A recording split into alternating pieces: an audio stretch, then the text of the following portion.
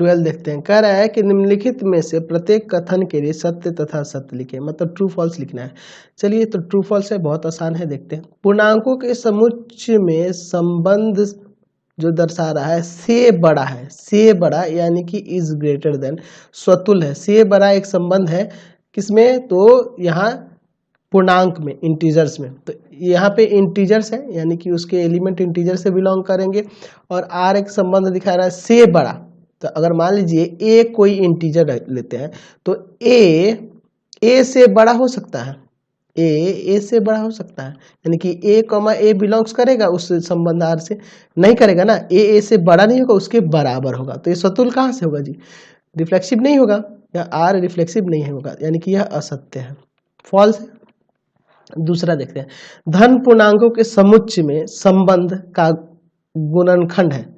चलिए, संबंध क्या है, का गुणनखंड है, यानी कि इज अ फैक्टर ऑफ, यहाँ संबंध क्या दिखा रहा है, इज अ फैक्टर ऑफ धन पूर्णांकों के समुच्चय में, धन यानी पॉजिटिव इंटीजर के समुच्चय में, जेड क्या है, पॉजिटिव, जेड प्लस यानी कि पॉजिटिव इंटीजर के समुच्चय में का गुणनफल जो है एक सम्मित संबंध है, यानी सिमेट्रिक रिलेशन है, यह आपको चेक करना है। तो अच्छा एक चीज बताओ, मान लीजिए अगर आप कह रहे हो 2 जो है फैक्टर है 4 का, 2 4 का गुणनफल है, ठीक है, 2 4 का गुणनफल है, तो क्या 4 2 का भी गुणनफल हो सकता है,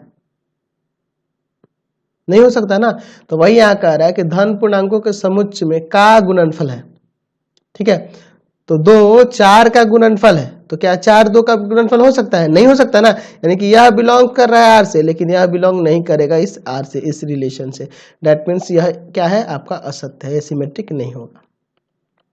चलिए यहाँ देखते हैं, त्रिभुजों के समुच्चय में संबंध क्या है जी, के समरूप है, एक संक्रामक संबंध है। तो ये तो एकदम बिल्कुल सही है, आपको ट्रांजिटिव रिलेशन हो जाएगा, सिमिलर, बिल्कुल। एक ट्रायंगल 1 है जो ट्रायंगल 2 के सिमिलर है, एंड एक ट्रायंगल 2 है जो ट्रायंगल 3 के सिमिलर है। तो ट्रायंगल 1 भी ट्रायंगल 3 के सिमिलर हो जाएगा, ये हमने प्रूफ किया था, ये हो जाएगा ना, तो ये आपका सत्य हो जाएगा, ट्रू हो जाएगा। चलिए अगला देखते हैं, सरल रेखाओं के समुच्चय में संबंध परलंब है, संबंध क्या है, परलंब है, इज परपेंडिकुलर टू। तो ये बताना है कि यह ट्रांजिटिव है या नहीं है, ये मतलब ये कह रहा है कि ट्रांजिटिव है, आपको बताना है सत्य है कि असत्य है। चलिए तो ट्रांजिटिव की बात करें, तो अगर मान लीजिए अगर कहें कि एक लाइन L1 है, L1 परपेंडिकुलर है L2 के, ठीक है, और यह L2 परपेंडिकुलर है L3 के, L2 जो है परपेंडिकुलर है L3 के, तो क्या ये L1 और L3 परपेंडिकुलर हुए एक दूसरे के, नहीं हुए ना, L1 और L3 पैरेलल ना हो गए, ये संक्रामक कहाँ हुआ, असत्य हो गया। चलिए अगला देखते हैं, किसी अरिक्त समुच्चय A पर तत्समक संबंध एक स्वतुल्य संबंध है। देखिए तत्समक मतलब समझ रहे ना, आइडेंटिटी रिलेशन कह रहा है, identity relation on a non empty set A is reflexive. बिल्कुल, हर एक आइडेंटिटी रिलेशन रिफ्लेक्सिव होता है, हम लोग पढ़े थे ना, तो ये सत्य हो जाएगा, हर एक आइडेंटिटी रिलेशन रिफ्लेक्सिव होता है। तो यहाँ अगले में कह रहा है किसी अरिक्त समुच्चय A पर स्वतुल्य संबंध तत्समक है, यानी कि यहाँ कह रहा है कि every reflexive relation on a non empty set A is identity relation, ये तो फॉल्स हो जाएगा। आपको बताया था ना कि हर एक आइडेंटिटी रिलेशन रिफ्लेक्सिव हो जाएगा, लेकिन हर एक रिफ्लेक्सिव रिलेशन आइडेंटिटी नहीं होता है, आपको बताए थे और रीजन भी समझाए थे। चलिए आगे देखते हैं, और भी है, एक है और। चलिए 7 नंबर कह रहा है कि किसी अरिक्त समुच्चय A पर तत्समक संबंध सम्मित होता है। बिल्कुल सही है, अगर कोई आइडेंटिटी रिलेशन है, मान लीजिए A बराबर सेट दिया है, इसके एलिमेंट है 1 2 3, और यहाँ पे एक रिलेशन जो होगा वो कब कहलाता है, आइडेंटिटी रिलेशन। आइडेंटिटी रिलेशन कब कहलाता है, जब उसमें ऑर्डर पेयर 1 1 2 2 एंड 3 3 हो।